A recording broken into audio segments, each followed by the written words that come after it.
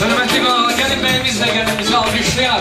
Bir güzel alkışlar beyimizle güzel gelimizin ünvanına. Eldar Bey, Lamiye Hanım hoş geldiniz. Qədəmləriniz uğurlu, yolunuz açıq olsun.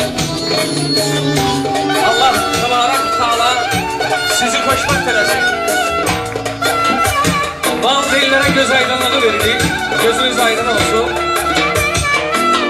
Eşk olsun bütün güzel analarımıza. Bir daha beyimizle gelimizin bu güzel gününde güzel bir gürültü alkış.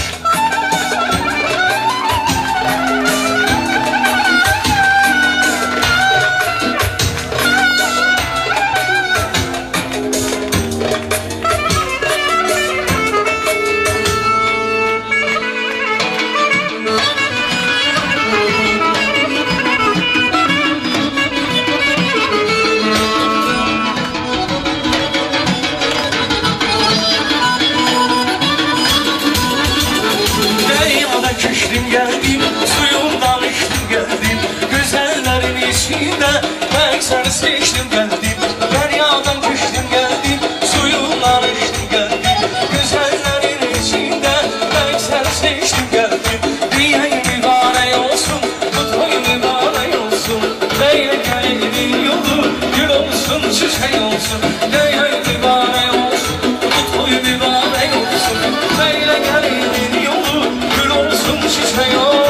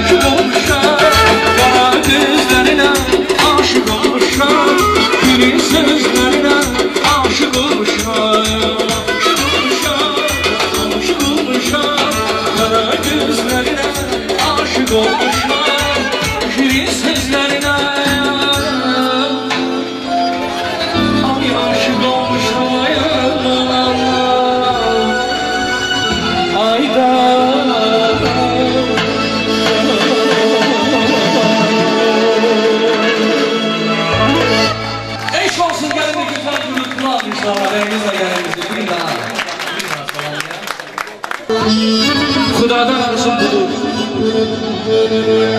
Daima ziyafet olsun.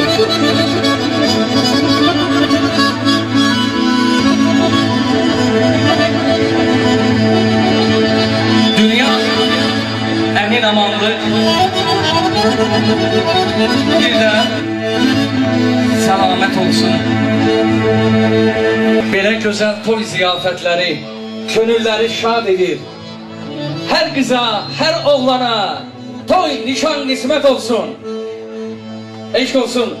Arzu edirəm ki, bu gözəl gün, bu gözəl məclisimiz eyni zamanda Eldar bəyimizlə Lamiyə xanımın timsalında bütün cavanlarımız üçün, bütün subaylarımız üçün olsun. Və mən bir daha göz aydınlığı verirəm bəyimizin və gəlinimizin valideynlərinə. Gözünüz aydın olsun. Bütün qonaqlarımıza xoş gəldim deyirik. Qədəmləriniz var olsun. Yaxından uzaqdan gələn qardaşlara, dostlara bir daha yeyin, için, şənlənin deyirik. Eşq olsun sizlərə. Əziz xanımlar, cənablar.